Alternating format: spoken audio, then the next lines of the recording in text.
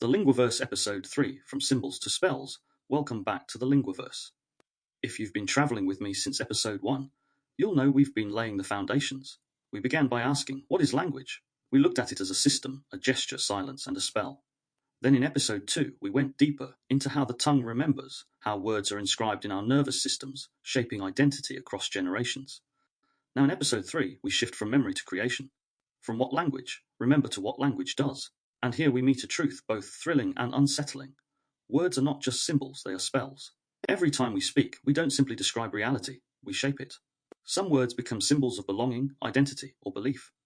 And when enough energy gathers around them, when repetition and emotion entwine, those symbols turn into spells. They can liberate, they can control, they can heal, they can wound. Words as incantations. What is a symbol? At its simplest, a symbol is a sign that stands for something else. The word tree is not wood, bark, and leaves. It is a symbol pointing to them. The word mother is not flesh and bone, but it carries those realities into sound. But words are not flat placeholders. They gather layers. Over centuries, words grow fat with history, culture, ritual, and emotion. Home is not only 4 letters, it is belonging, safety, nostalgia, or sometimes the pain of exile. God is not just a name, it is centuries of ritual, bloodshed, awe, and devotion. A flag is not cloth, it is a nation, sacrifice, pride, and sometimes oppression. And then there is freedom. Perhaps no word in the modern world is more contested, more loaded, more enchanted than this one. Politicians invoke it, activists march for it, corporations sell it, families fight over what it means, nations go to war in its name. But here's the unsettling truth: freedom is not a single meaning. It is a spell cast differently in every mouth that speaks it. For one, it means liberation from tyranny. For another, it means the right to control. For another, it is safety, structure, and order. For another, chaos, collapse, threat. When a politician says, "I fight for your freedom," we must ask, freedom for whom? Freedom from what? Freedom to do what? The word carries the charge, but the spell is shaped by intention. This is where the journey of the Linguaverse takes us next, into the symbolic and spell-like power of words. To see how language is not a neutral description, but an incantation. To explore how repetition, tone, and collective energy transform words into forces that shape reality itself. The symbolic power of language 1. Symbols and semiotics. To understand how symbols become spells, we need to begin with semiotics, the study of signs and meaning. The linguist Ferdinand de Saussure gave us a foundational idea. Every word has 2 sides. The signifier, the sound or written mark like the letters FREDOM, and the signified, the concept or meaning it points to, the experience or idea of freedom. But here's the catch. The connection between signifier and signified is arbitrary. There is nothing in the sound freedom that naturally ties it to liberty. Another culture, another tongue uses libertà, liberté, Freiheit, Svoboda. The sound is arbitrary, but the shared agreement makes it powerful. Charles Sanders Peirce expanded this by distinguishing between icons, signs that resemble what they mean, like a photo, indexes, signs that point to something by connection, like smoke for fire, and symbols, signs whose meaning depends on shared agreement. Words are symbols. They work because communities agree to let them stand for concepts. And yet, over time, symbols grow heavier. They are repeated, ritualized, and charged with emotion. A flag ceases to be a piece of fabric, it becomes the nation itself. A cross ceases to be 2 lines, it becomes faith, sacrifice, resurrection. The word freedom ceases to be an abstract concept. It becomes the heartbeat of wars, constitutions, propaganda campaigns, and protest movements. 2. Freedom as symbol on paper. Freedom might mean the absence of constraint, but lived freedom is never neutral. For someone emerging from a dictatorship, freedom is oxygen. For someone whose authority is challenged, freedom is a threat. For someone exhausted by responsibility, freedom can even feel like a burden. This is why freedom is a contested symbol. It does not point to a single object, but to a constellation of meanings. And those meanings are always political, emotional, and embodied. Take the American flag. For some, it is the symbol of freedom itself, democracy, rights, and individuality. For others, especially those historically marginalized, it can also symbolize hypocrisy, oppression, or violence. The same flag, the same cloth, the same symbol, but the spell it casts differs depending on who is speaking, who is watching, and what history they carry in their bodies. Or think of the word freedom in times of public crisis. Governments restrict movement for safety and say, "We protect your freedom by controlling it." Protesters say, "We resist your control to reclaim our freedom." Both claim freedom, both wield it as a symbol, but their spells collide. This is why freedom is not only a symbol but a battleground. Whoever defines it controls it. Whoever casts it with conviction wields power. 3. Personal reflection. My own encounter with freedom. For me, freedom was a word I didn't fully grasp until adulthood. As a child, I heard it in abstract terms, political debates, history lessons, and the rhetoric of leaders. But I didn't feel it. My world was small, structured, school timetables, family rules, cultural expectations.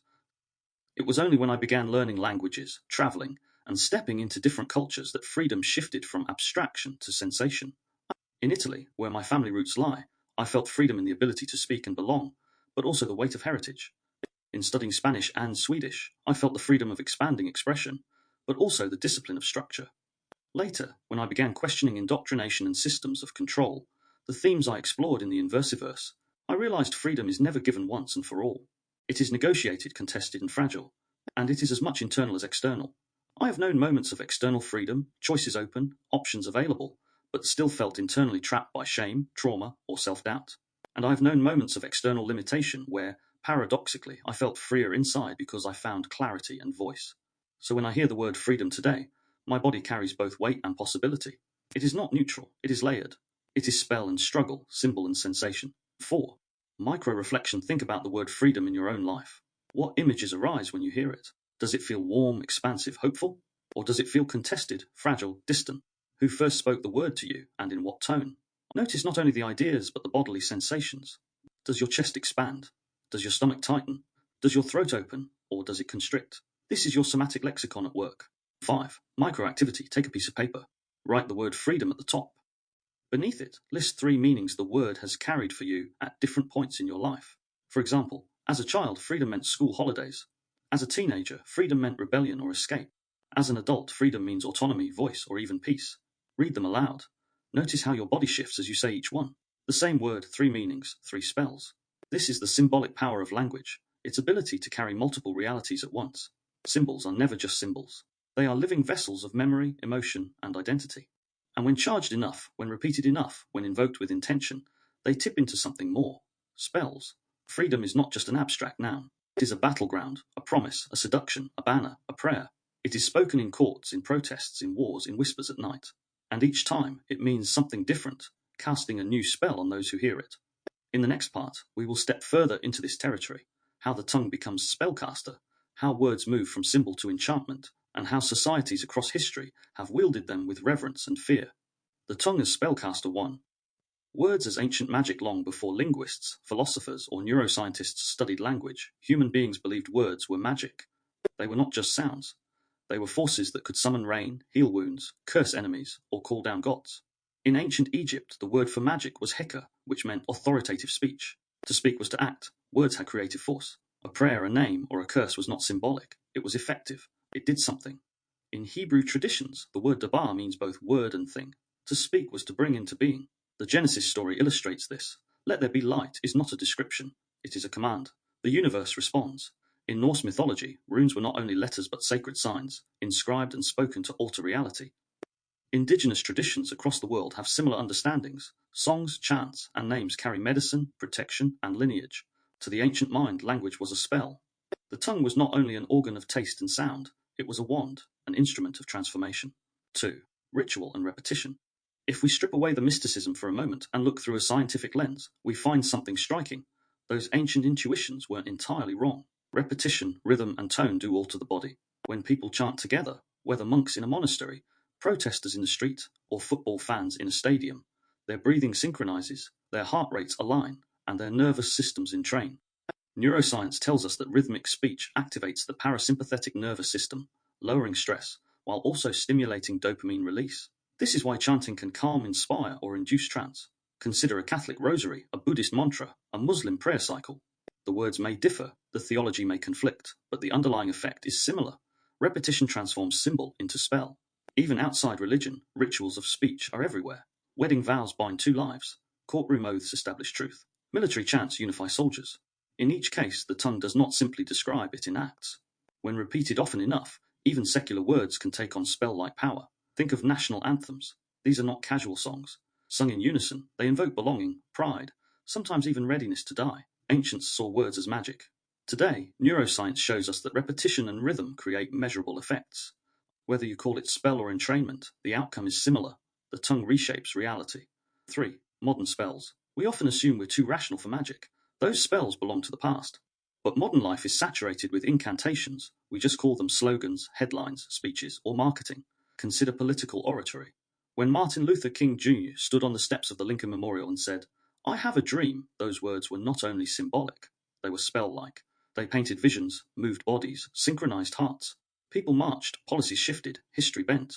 Contrast this with the darker side, propaganda.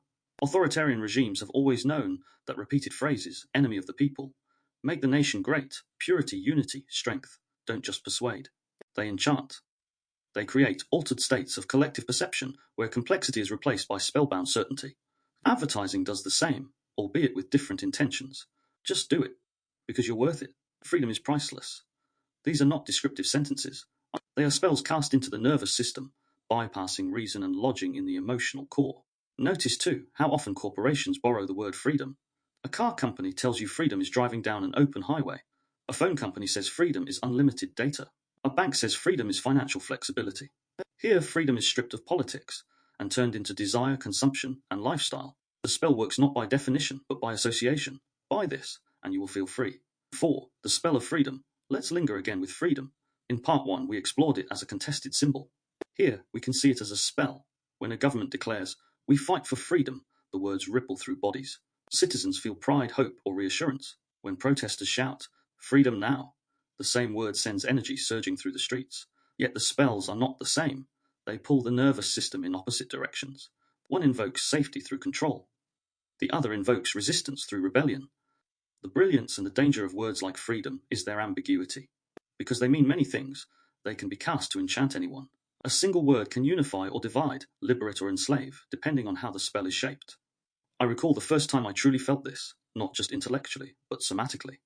It was during a public gathering during the COVID lockdown of 2021 that I went to in Exeter city centre, where a medium gathering of people joined together in peaceful protest. There were chants in unison of freedom, freedom, freedom, and we do not consent. On the surface, it was simple repetition. But inside I felt my body change. My chest expanded, my heart raced, my skin tingled.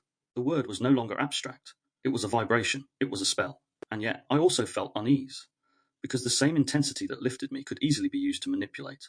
If the crowd leader had turned the chant toward hatred instead of hope, the spell would have shifted, but the bodily power would have remained.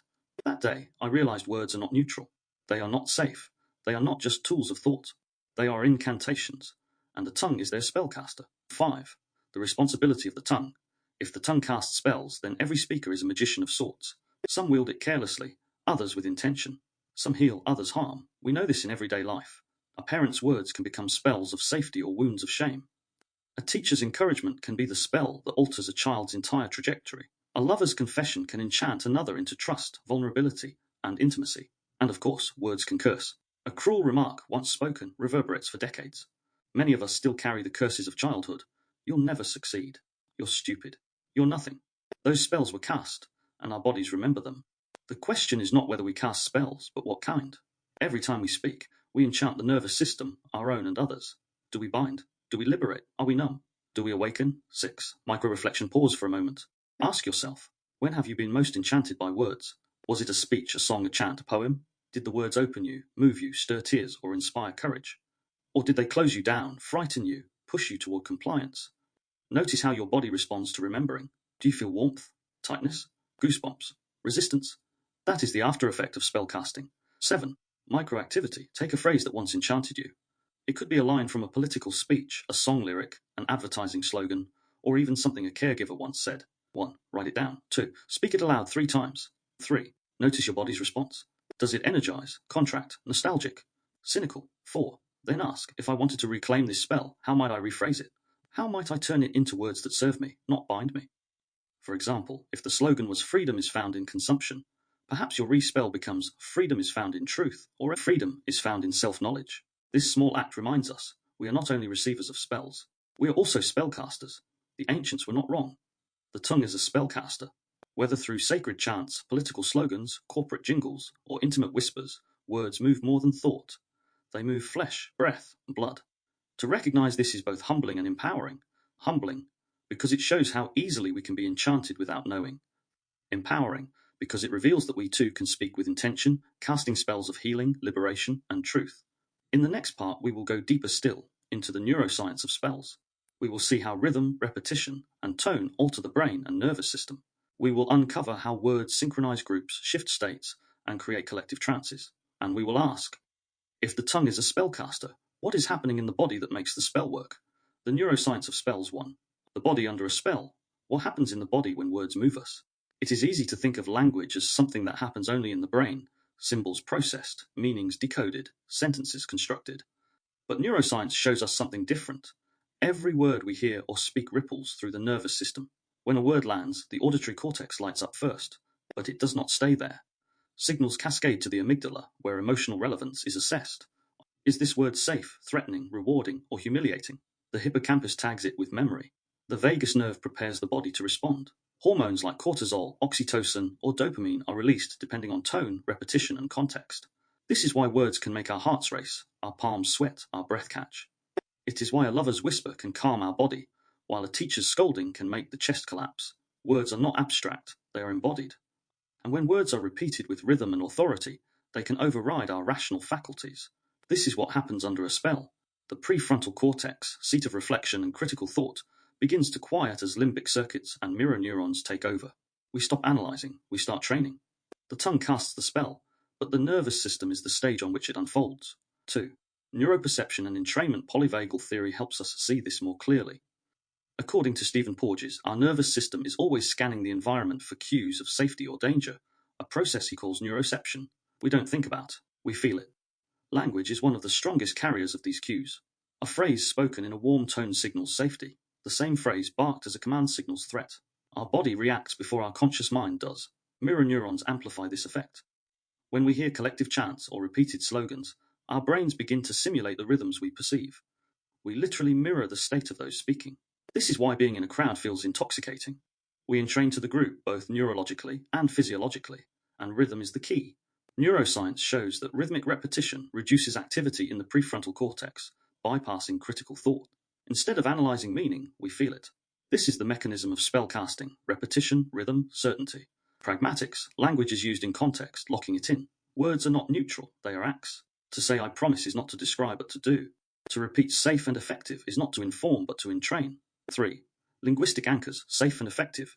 During the COVID-19 pandemic, a phrase emerged as a mantra: the vaccine is safe and effective. On the surface, it appears as simple communication, a claim about medical intervention, but its function was far more than informational. It was a linguistic anchor, repeated endlessly until it became a spell. Every broadcast, every press release, every social media banner echoed it. The words were not only spoken, but stamped visually across screens and posters. Repetition ensured neural weight. The hippocampus encoded the phrase as a familiar truth. The amygdala tied it to safety. Why these words? Safe and effective are neurologically charged. Safe cues the parasympathetic nervous system, calming fear, signaling protection. Effective cues reward circuits, the relief of a problem solved and danger reduced. Together the phrase bypassed complexity. No need to analyze studies or weigh risks. The spell had been cast. Pragmatically, the phrase did double duty. To dissent from it was not just to question data, it was to appear against safety itself. Anyone raising doubt could be framed as reckless, dangerous, or conspiratorial. This is how semantics and pragmatics merge into enchantment. 4. The us versus them spells work not only through what they affirm, but through what they exclude. During the same period, another set of words entered the collective lexicon: conspiracy theorist, anti-vaxxer, and misinformation. These labels functioned as linguistic weapons. They didn't just describe dissenters. They discredited them. Semantically, the phrases painted people as irrational, dangerous, and unreliable. Pragmatically, they silenced debate. If you were called an anti-vaxxer, it didn't matter if your concern was nuanced, limited, or evidence-based. The spell collapsed you into a category. This is the us versus them paradox at work. Language draws a line. Those who repeat the spell are safe, responsible, rational. Those who question it are reckless, fringe, other. Social psychology tells us the fear of exile is one of the strongest drivers of conformity. To avoid being cast as them, many silenced their doubts. The spell worked not just at the level of thought, but of survival. To question the mantra was to risk exclusion, job loss, and ostracism. And the nervous system responded accordingly: anxiety, hesitation, compliance. 5. Scenario walkthrough: the body under spell. Let's imagine a scenario not abstract but embodied. You are sitting at home during the pandemic. The television is on. News anchors repeat: the vaccine is safe and effective. You hear it again the next day, and the next. It appears on your phone, in your social feeds, in conversations with colleagues. At first you feel doubt. Your prefrontal cortex activates, weighing risks, asking questions. But then repetition begins its work. Each time the phrase returns, your hippocampus encodes familiarity. Familiarity feels safe. The amygdala, attuned to fear, begins to settle. Your body exhales, maybe this is okay, maybe I can trust. Then you hear about others who question it. They are labelled conspiracy theorists, anti-vaxxers. You feel a jolt of unease. Neuroception kicks in, danger of exile. If I voice doubt, will I be grouped with them? Your vagus nerve registers threat. Your heart rate increases, your breath shortens. Social belonging feels at stake. The rational analysis dims as your body moves toward compliance. This is not a weakness, it is survival. The nervous system is wired to avoid exclusion because, in evolutionary history, exile meant death. The spell of language plugs into these deep circuits. And yet, for some, the opposite occurred. The repetition of safe and effective triggered suspicion instead of safety. For those already wary of authority, the mantra felt manipulative. Their amygdala spiked in the opposite direction. Anger, defiance. For them, the spell broke not into compliance but resistance. Two bodies, same phrase, different responses.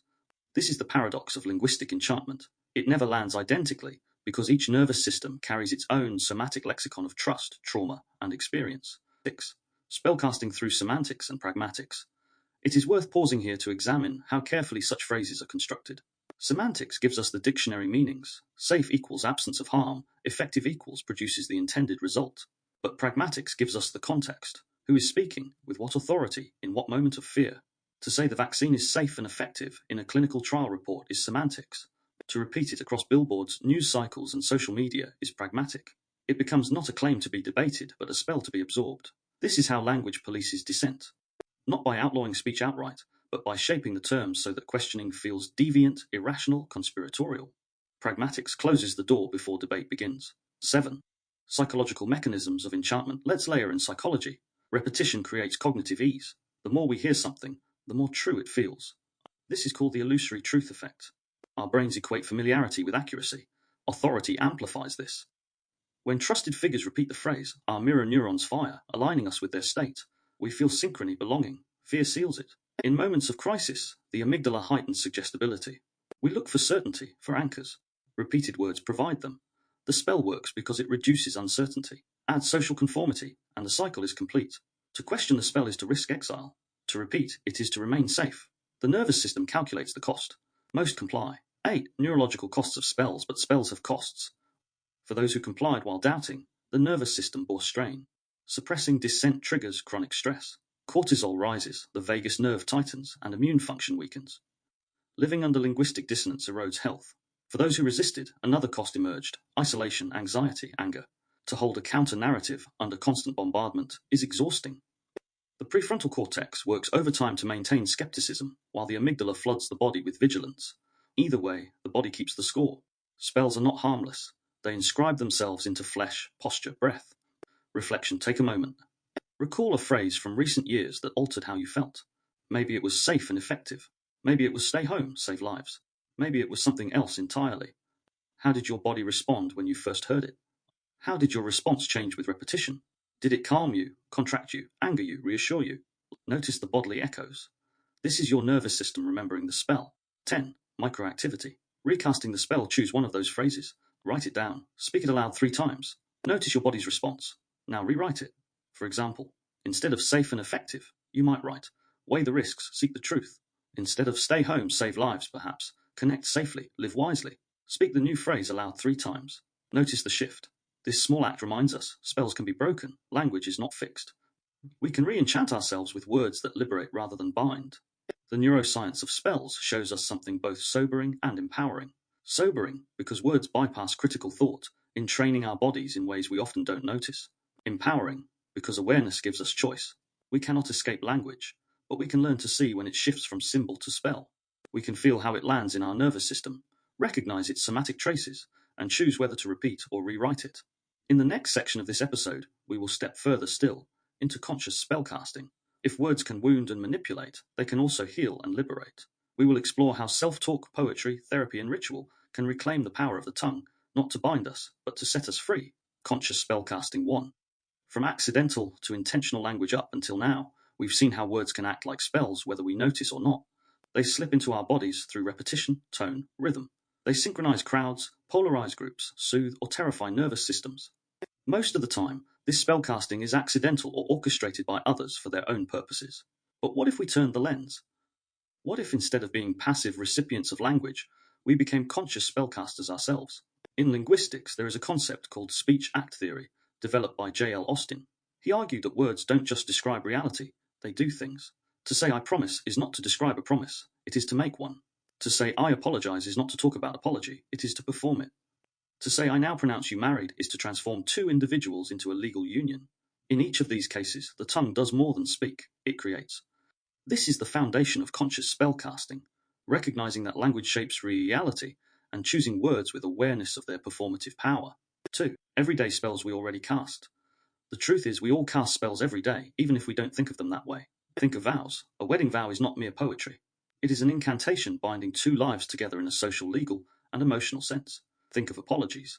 To say I'm sorry changes the relational field. It opens a door to repair. Without those words, tension lingers. With them, even if haltingly spoken, healing begins. Think of affirmations. When someone repeats, I can do this before an exam, they are casting a small spell on themselves, summoning confidence, reshaping inner dialogue. Even everyday phrases carry performative force. I love you is not a description but a declaration. I forgive you shifts the weight of the past. I quit changes the trajectory of a career. It's over alters the shape of a relationship. Semantics tells us what words mean in the dictionary. Pragmatics tells us what they do in context. And the doing is where the spell lies. 3. Rewriting symbols as spells. If words can bind, they can also liberate. One of the most powerful acts of conscious spellcasting is reframing symbols. Take the word failure. In one lexicon, it means humiliation, shame, and collapse. But reframed, it becomes a lesson, an experiment, a growth. The spell changes. Take the word different. As we saw earlier, it can lead to exile or exclusion. But reframed, it becomes unique, original, and necessary. The spell strengthens. Poets have always known this. When Maya Angelou wrote, "You may trod me in the very dirt, but still like dust, I'll rise," she was not only describing resilience. She was recasting humiliation into a spell of dignity. Therapists do this too. A client may say, I am broken. A skilled therapist may respond, what if broken also means open? The symbol shifts, the spell reweaves, and new possibilities appear. Even ordinary people act as spellcasters in small ways. A teacher tells a struggling student, you are capable. A parent whispers, I'm proud of you. A friend says, you're not alone. These words, consciously chosen, alter realities.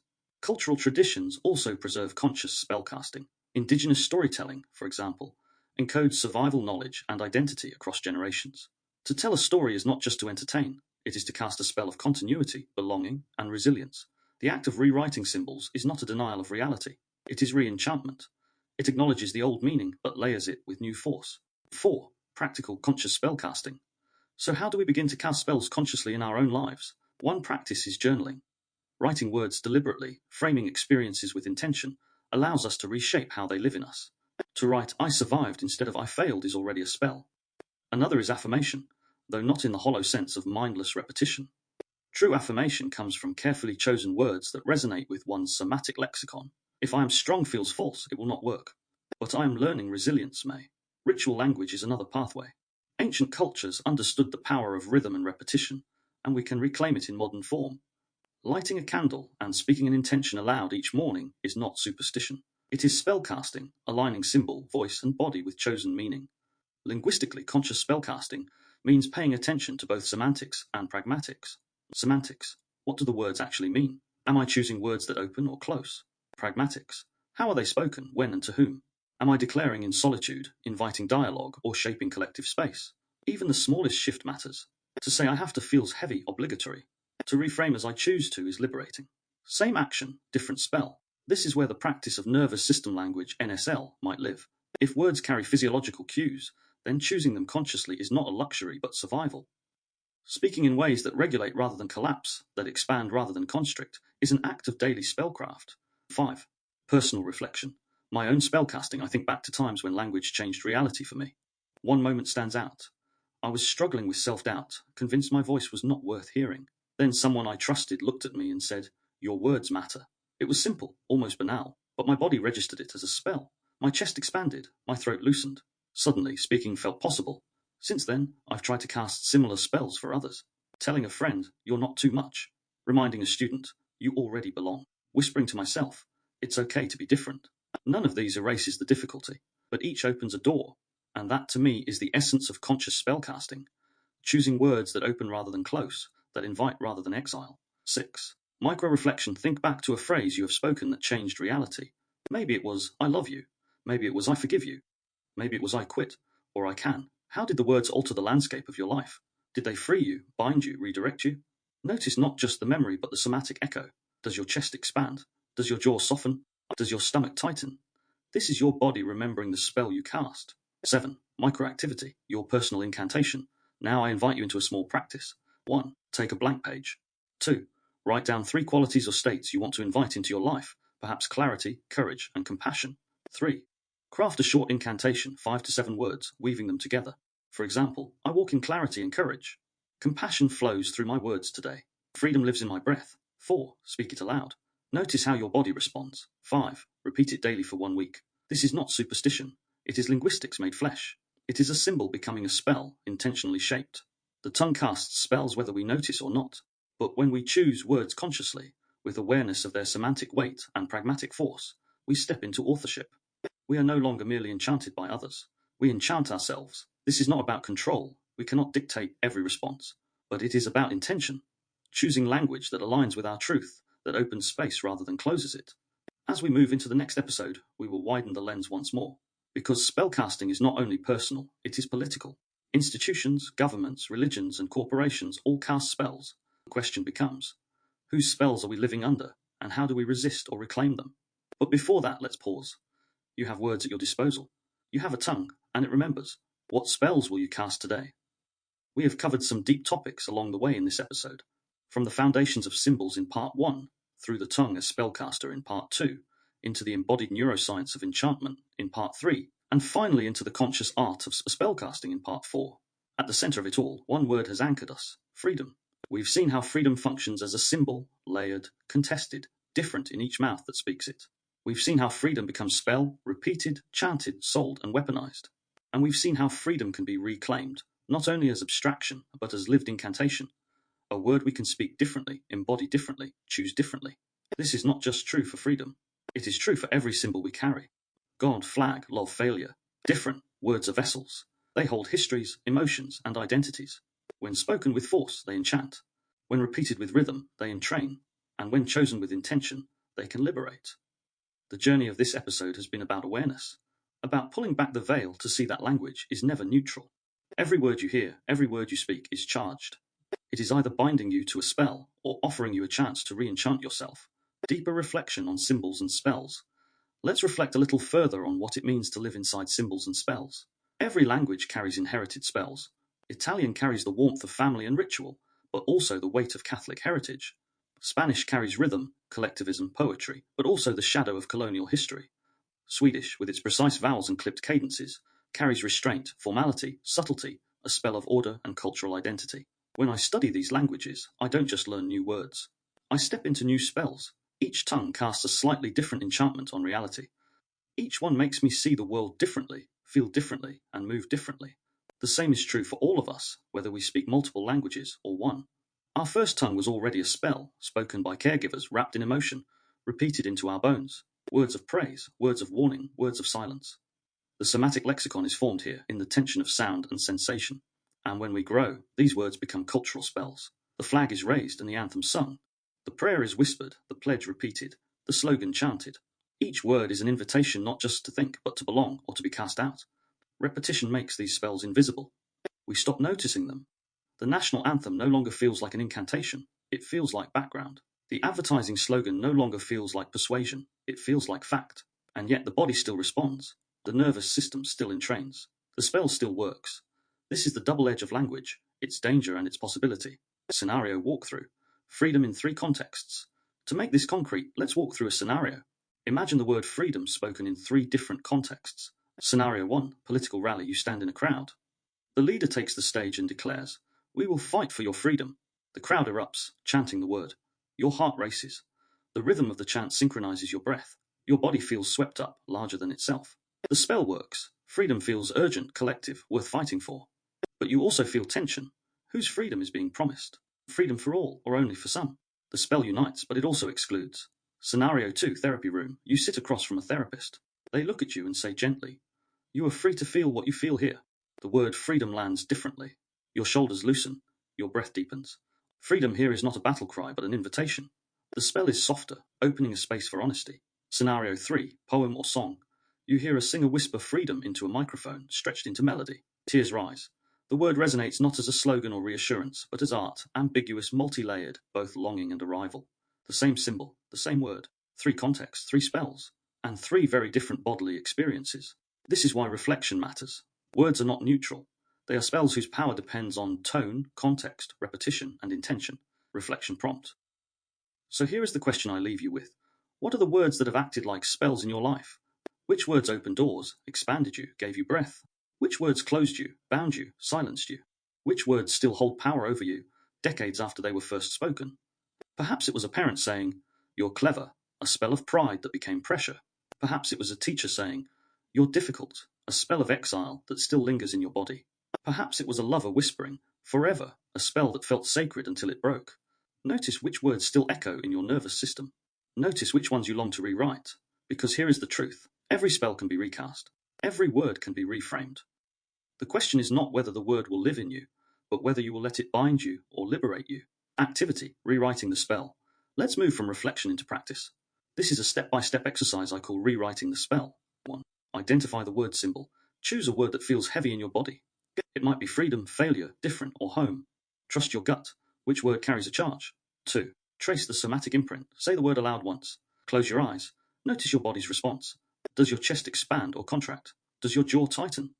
Does your breath quicken? This is your somatic lexicon speaking, the bodily memory attached to the word. 3. Write down the inherited spell. Beneath the word, write the version you inherited. For example, freedom equals safety through obedience. Failure equals humiliation. Different leads to exile. Be honest. Write what the word has meant in your body, not what you wish it meant. 4. Rewrite as conscious spell. Now reframe the word. Write a new incantation. For example, freedom is the courage to live truthfully. Failure is a lesson on the path of growth. Different is a gift of perspective. 5. Speak both versions aloud first. Speak the inherited version. Notice your body's response. Then, speak the rewritten version. Notice the difference. Which feels expansive? Which feels constrictive? 6. Repeat for 1 week. For the next 7 days, speak the rewritten spell aloud once a day. Watch how repetition reshapes the somatic imprint. Words create neural weight. Each repetition strengthens the new pathway. This is conscious spellcasting in practice. Not denial, not superstition. Linguistics, lived in the body. The somatic lexicon. As we close this episode, we've reached the threshold of the next. Throughout our journey, I've used a phrase, the somatic lexicon. We've touched on it, hinted at it, circled it. But now it's time to dive fully in. The somatic lexicon is the body's dictionary, the collection of words and silences that live not just in our minds, but in our flesh. It is the imprint of every symbol that ever became a spell. In episode 4, we will explore this in depth. We will ask, how do words get inscribed into the body? How does the nervous system remember language? How can we read, rewrite, and reclaim the lexicon we carry? If episode 3 was about the magic of words in the world, episode 4 will be about the magic of words in the body. So, to close, language is never neutral. Every word is a symbol, every symbol can become a spell, and every spell can either bind or liberate. The tongue may be small, but it casts shadows longer than history. The invitation, as always, is to notice. To ask which words are shaping you, which spells you are under, and which ones you are ready to cast for yourself. Until next time, stay curious, stay awake to your own language, and create the reality you want with your voice. You've been listening to the Linguaverse, James Miller.